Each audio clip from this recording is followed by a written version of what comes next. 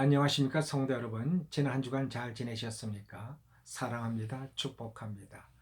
오늘 우리가 함께 은혜 받을 말씀은 누가복음 11장 9절로 13절 말씀입니다. 제가 말씀을 봉독하겠습니다. 내가 너희에게 이르노니 구하라 그러면 너희에게 주실 것이요 찾으라 그러면 찾을 것이요 문을 두드리라 그러면 너희에게 열릴 것이니 구하는 이마다 받을 것이요 찾는 이가 찾을 것이요 두드리는 이에게 열릴 것이니라.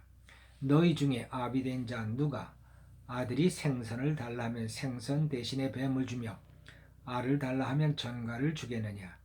너희가 악할지라도 좋은 것을 자식에게 줄 알거든 하물며 너희 천부께서 구하는 자에게 성령을 주시지 않겠느니 하시니라. 아멘. 기도를 영혼의 호흡이라고 말하는 분들이 있습니다. 나는 그 말이 지나친 비유가 아니라고 생각합니다. 왜냐하면 기도를 멈추면 영혼의 기능이 마비되기 때문입니다. 그것은 마치 사람이 호흡이 멈추면 뇌에 치명적인 손상을 일으켜 뇌가 마비되어 뇌사 상태가 되거나 사망하게 되는 것과 같습니다. 기도는 아무리 강조해도 부족하지 않습니다. 기도는 우리 신앙인에게 있어서 그토록 중요한 것입니다. 해도 그만, 안 해도 그만이 아닙니다. 기도하라는 목사의 말을 잔소리로 여기는 분이 있는지 모르겠습니다. 그런 분이 있다면 그분은 왜 기도하는 말을 잔소리로 여길까요? 일반적으로 다른 사람의 이야기를 잔소리로 듣는 까닭이 있습니다. 다 아는 얘기를 또 한다는 것입니다. 다 아는 얘기 두 번 하면 듣기 싫다는 것입니다. 그 이유가 전부일까요? 그렇지 않습니다. 잔소리를 듣게 되는 더 중요한 이유가 있습니다. 듣기 싫은 것입니다. 기도하라는 말이 듣기 싫으면 기도하라는 말이 잔소리처럼 들립니다. 우리가 매일 만날 때마다 안녕하세요라고 인사하지 않습니까? 우리가 만날 때나 헤어질 때 안녕하세요라는 말이 잔소리 들리지 않습니다. 왜 그렇습니까? 그 말은 듣기 좋기 때문입니다. 듣기 좋은 말은 10번 들어도 싫지 않습니다. 아니 100번, 1000번을 들어도 실증이 나지 않고 싫지 않습니다. 그러나 듣고 싶지 않은 말은 2번만 들어도 잔소리로 들리고 실증이 납니다. 나는 오늘 기도하라는 설교가 여러분에게 잔소리로 들리지 않았으면 좋겠습니다. 왜냐하면 기도하라는 말씀은 우리에게 너무나도 복된 말씀이기 때문입니다. 우리 신앙을 받쳐주는 두 기둥이 있습니다. 하나는 말씀이요 또 하나는 기도입니다. 말씀과 기도가 우리들의 신앙을 받쳐주는 기둥입니다. 이 둘만 튼튼하고 견실하면 우리는 성공적인 신앙인이 될 수 있고 하나님의 축복을 받기에 부족함이 없는 사람들이 될 수 있습니다. 오늘 예수님은 어떤 기도를 하셨습니까? 누가복음 11장 1절을 보면 예수께서 한 곳에서 기도하시고 했습니다. 한 곳에서 기도하셨다고 합니다. 길거리가 아닙니다. 기도하기에 적합한 장소를 찾아 그곳에서 기도하셨다는 겁니다. 어떤 사람에게 기도하십니까? 하고 물으면 네, 늘 기도합니다 라고 대답합니다. 차 타고 가면서도 기도하고 걸으면서도 기도합니다. 그럼 교회에서도 기도합니까? 하고 물으면 꼭 그렇게 기도해야 합니까? 기도는 어디서나 할 수 있는 거잖아요. 이렇게 대답합니다. 물론 우리는 그렇게 기도할 수 있습니다. 예수님도 그런 기도를 하셨으리라고 생각합니다.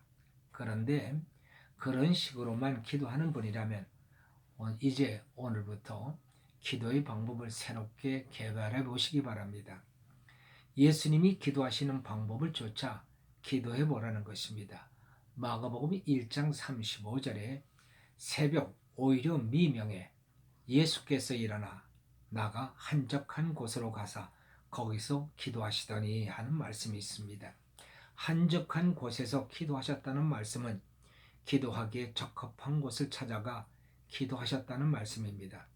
기도하기 좋은 곳을 찾아 기도해 보라는 것입니다. 길거리 기도는 집중이 안 되는 단점이 있습니다. 기도를 방해받을 수 있기 때문입니다. 깊은 기도를 할 수 없기 때문입니다. 기도에만 몰입할 수 없습니다.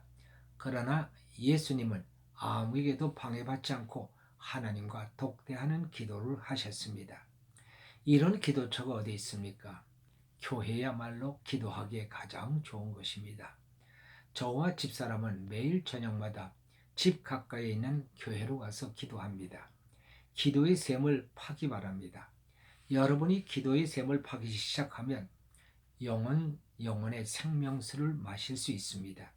기도의 샘에서 생명수를 마시면 우리의 삶에 생기가 일어납니다. 몸이 건조했던 영혼에 생기가 돌고 우리의 지루한 삶에 생기가 돌고 꽉 막혔던 심령이 뚫리고 닫혔던 환경에 문이 열리게 됩니다. 이사야 12장 2절로 3절에서 이렇게 말씀합니다. 보라, 하나님은 나의 구원이시라. 내가 의뢰하고 두려움이 없으리니 주 여호와는 나의 힘이시며 나의 노래시며 나의 구원이시라. 그러므로 너희가 기쁨으로 구원의 우물에서 물을 기르리이다. 이사야 선지자는 이렇게 외칩니다. 두려움에 쌓인 자여, 실망과 낙심에 빠진 자여, 삶의 의미를 잃어버린 자여, 하나님은 너희 구원이시니 하나님을 찾아 구원의 물을 기르라고 말씀합니다. 기도는 구원의 우물에서 물을 길어 올리는 유일한 수단입니다. 기도하지 않고 우리가 어떻게 하나님 뜻대로 살 수 있습니까?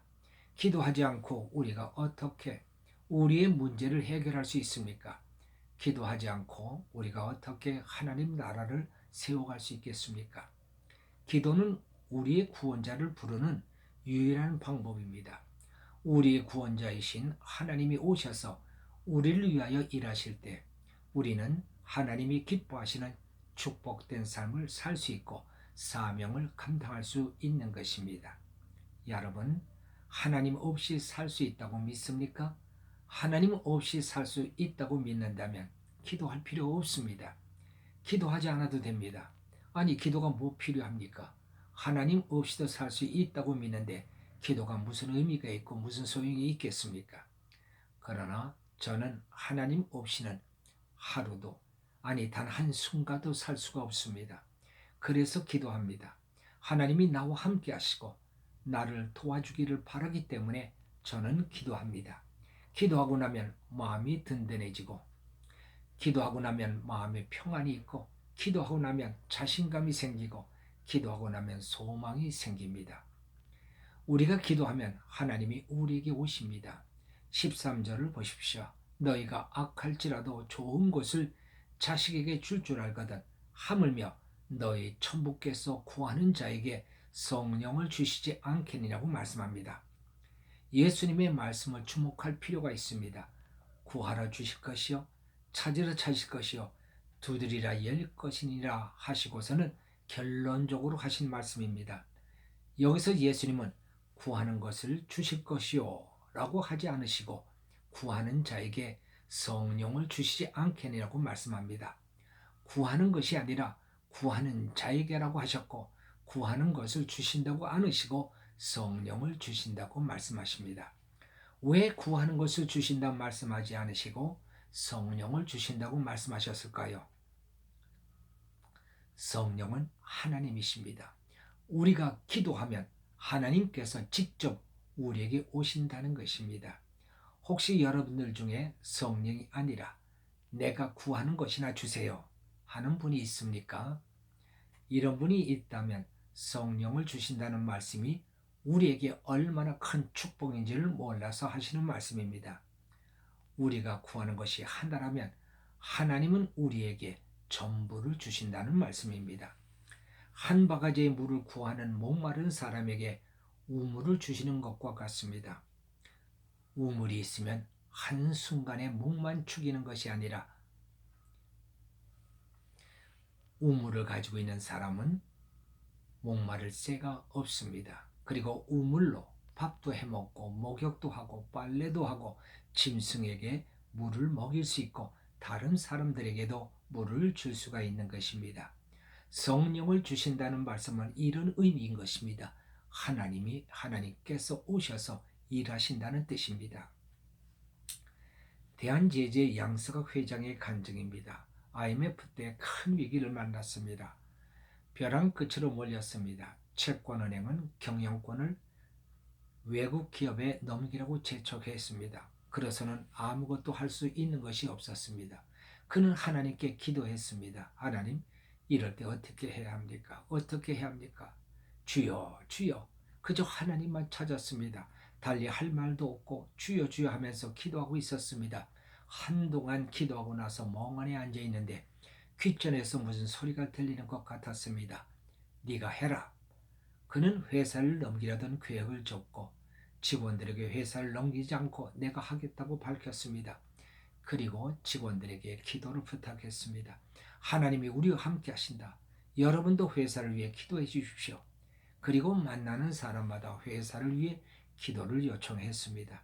하나님만 믿고 죽게 살기로 해보자고 결심했습니다. 기적이 일어났습니다. 애걸복걸해도 통하지 않던 주거래 은행에서 부채를 유해 주겠다고 연락이 온 것입니다. 그렇게 해서 회사는 살아났고 지금은 우량 기업이 되었습니다.